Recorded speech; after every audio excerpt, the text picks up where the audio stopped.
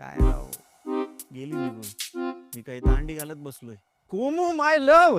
अगं कोमू, माझी मंतरची दीपिका पदुकोण. ऐक ना मी काय म्हणतोय. ऐक ना.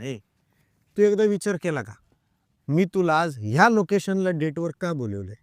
खरंच की हं? आपण तुमच्या त्या खोराड्यातनं भेटता येतं कसं भेटलो?